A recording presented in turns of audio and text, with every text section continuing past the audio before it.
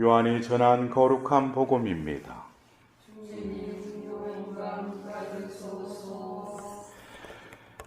그때 예수님께서 제자들에게 말씀하셨다.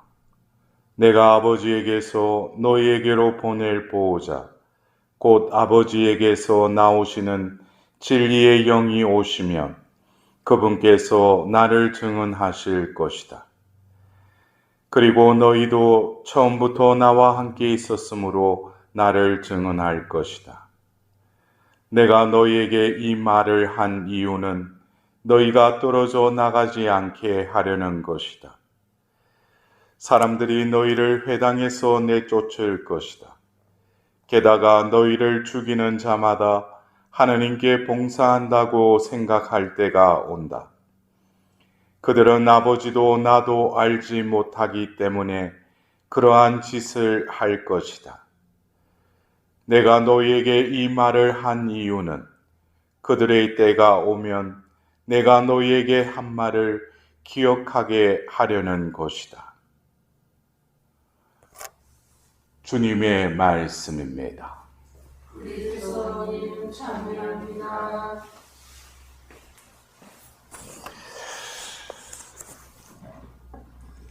예수님께서 그 제자들에게 이제 육신으로 마지막 맞이할 그 파스카 축제일을 앞두고 파스카 음식을 나눌 방을 너희들이 도성 안에 들어가면은 미리 마련되어 있을 것이다 라고 공간 복음에 나와 있죠.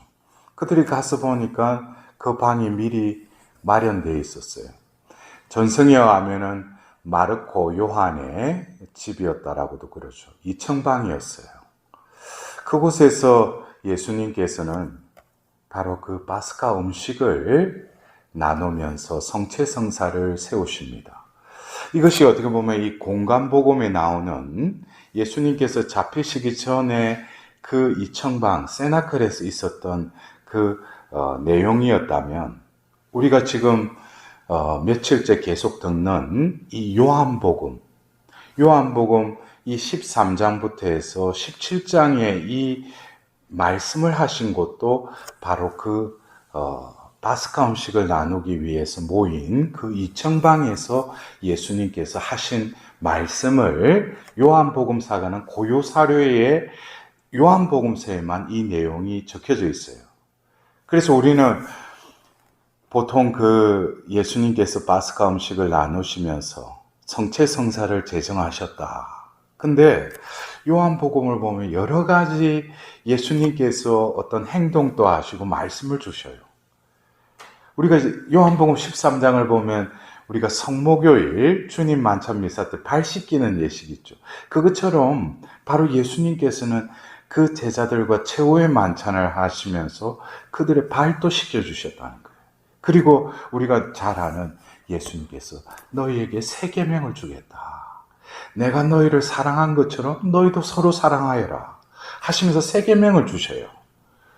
그리고 요한복음 14장에 가보면은 나는 이제 아버지께로 간다 하시면서 나는 길이요 진리요 생명이다라고 말씀하시고 나서 이었고 보호자 성령에 대해서 말씀하십니다.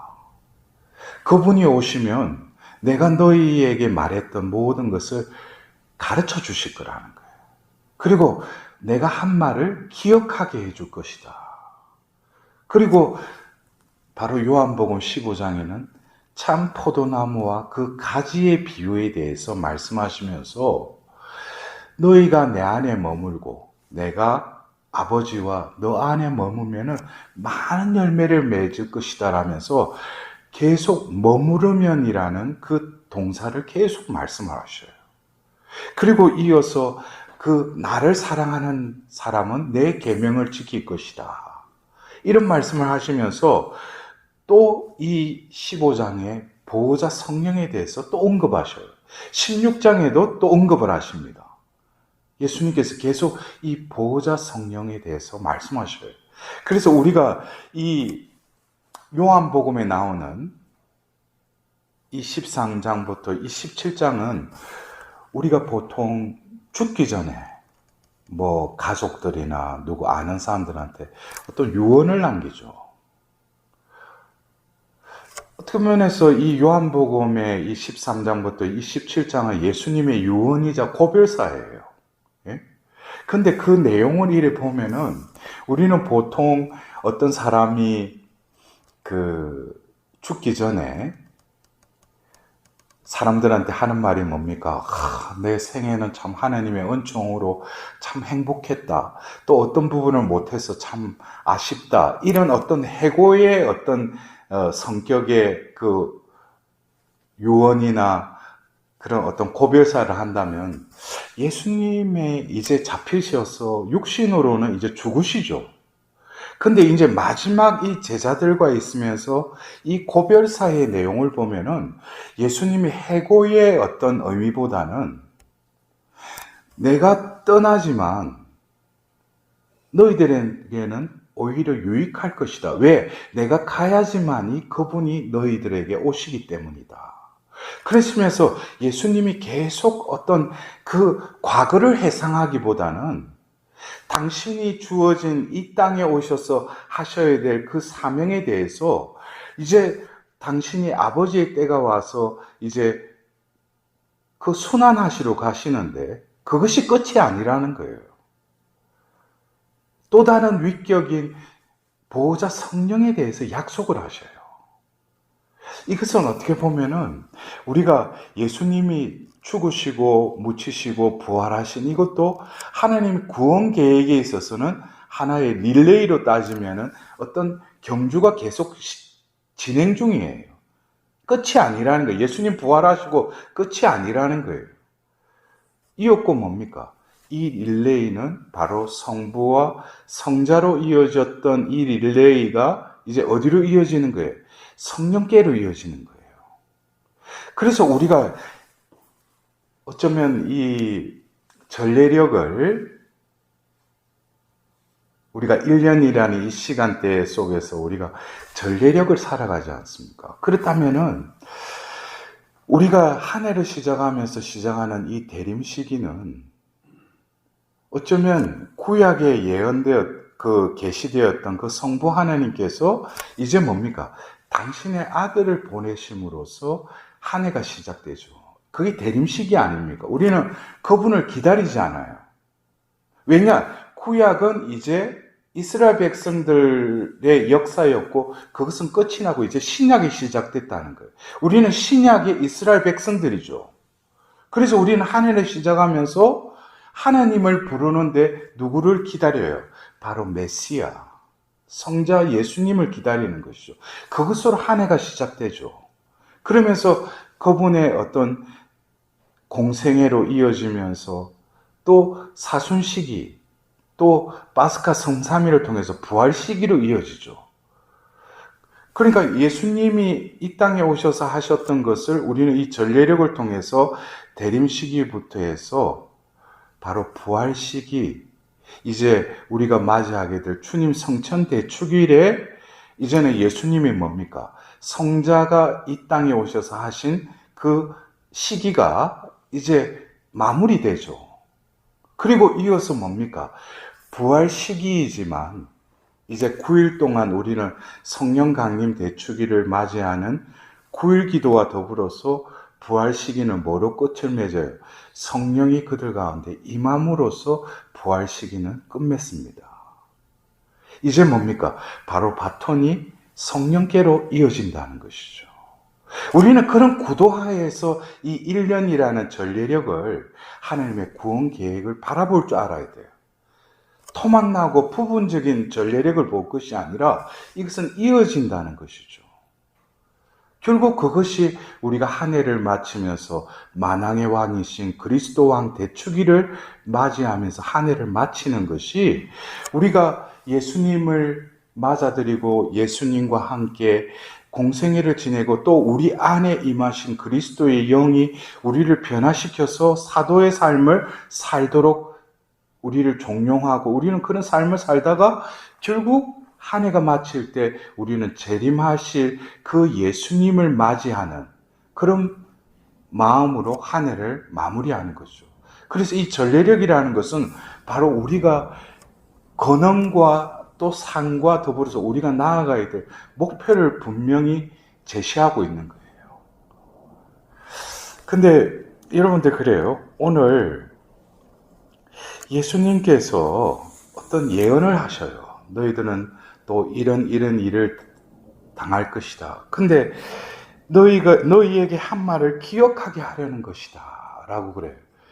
근데 우리가 그래요. 우리 인지 능력에 보면은 기억이라는 거. 이 기억이라는 게 내가 이때까지 살아온 삶에 있어서 내가 기억나는 게 있어요. 이것은 내가 경험했던 것이죠. 우리에게는 기억이라는 또 뇌에 어떤 장소가 있죠. 기억하는 거. 그리고 우리는 기억하려고 하지만 우리가 생각하는 기억은 그 일이 일어났을 때 시간이 좀 더 가깝다면 그 기억이 또렷이 남아있죠. 그러나 그것이 시간이 지나면 어떻게 돼요? 그 기억은 또 망각이 되죠. 이것이 어떤 우리가 생각하는 기억이라는 거예요. 근데 예수님이 말씀하시는 이 16장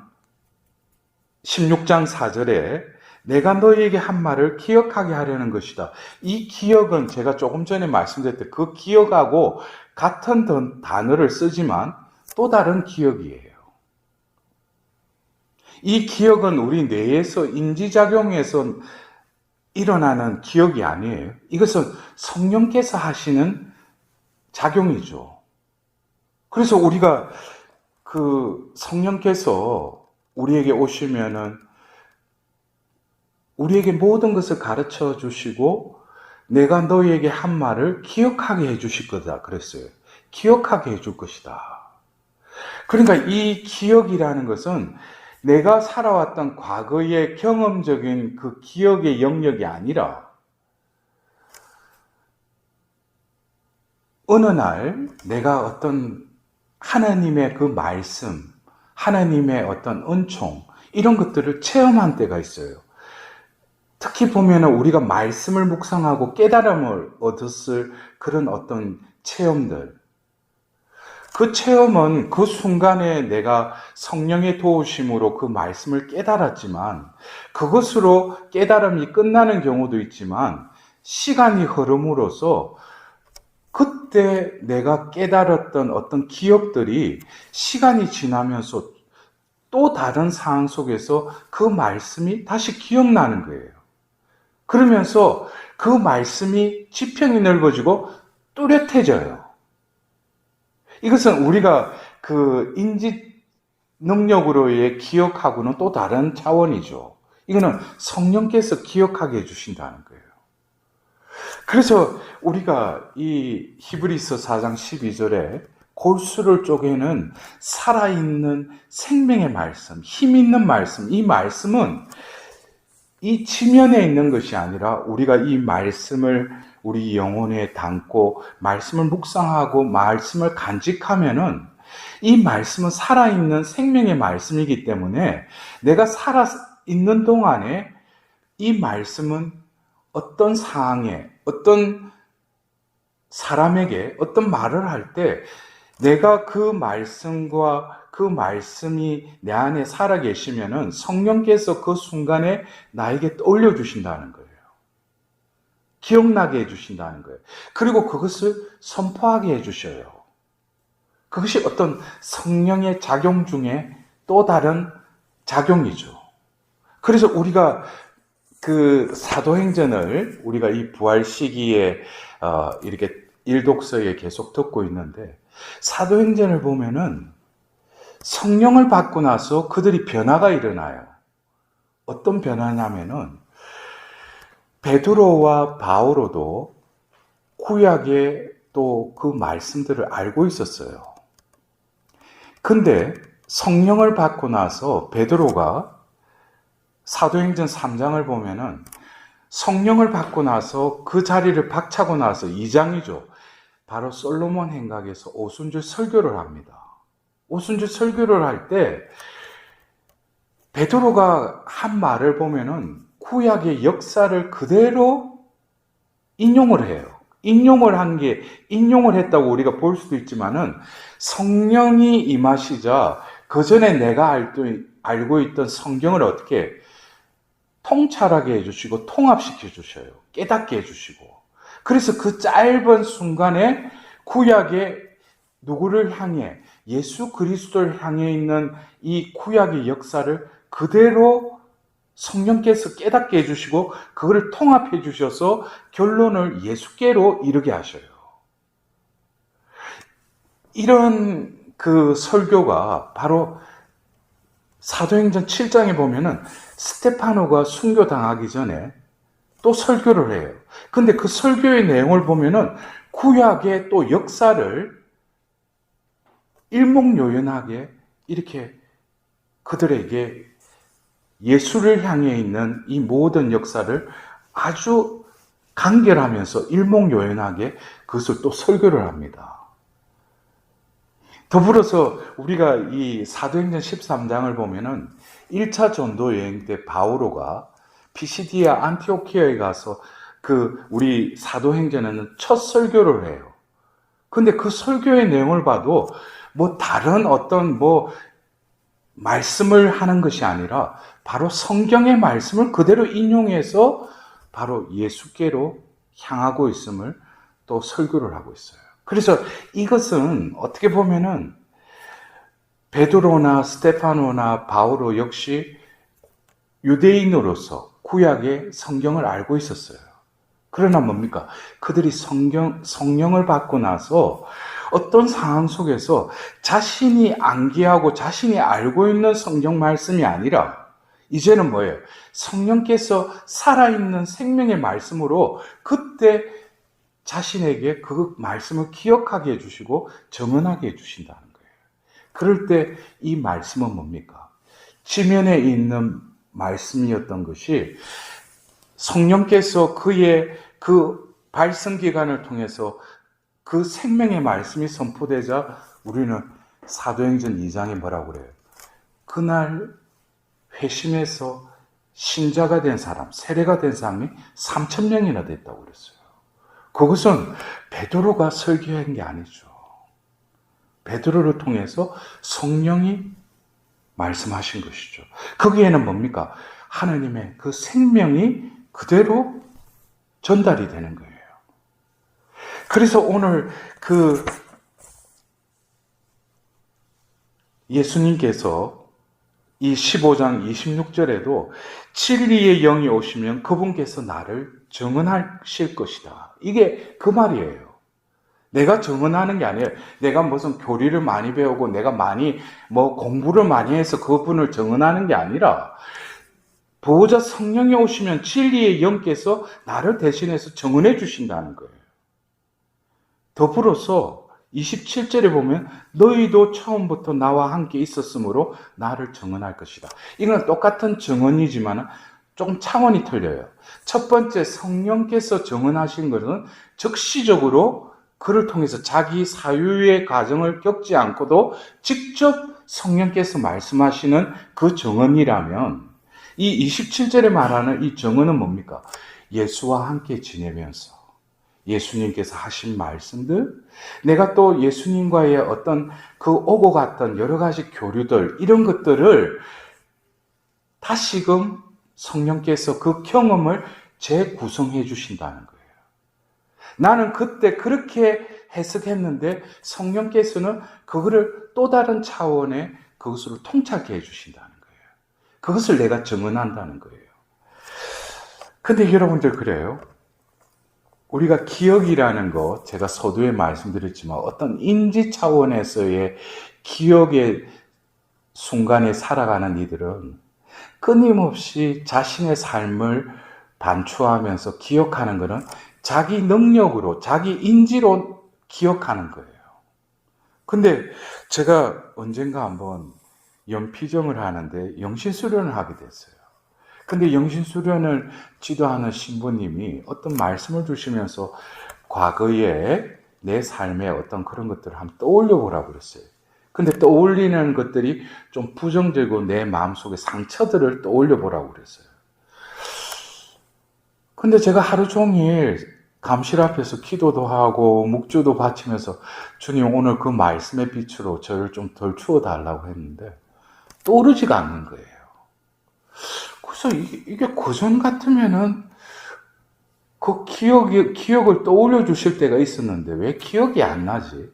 근데 저녁에 이제 그 신부님하고 이제 영적 그 면담을 하는데 제가 신부님한테 그랬어요.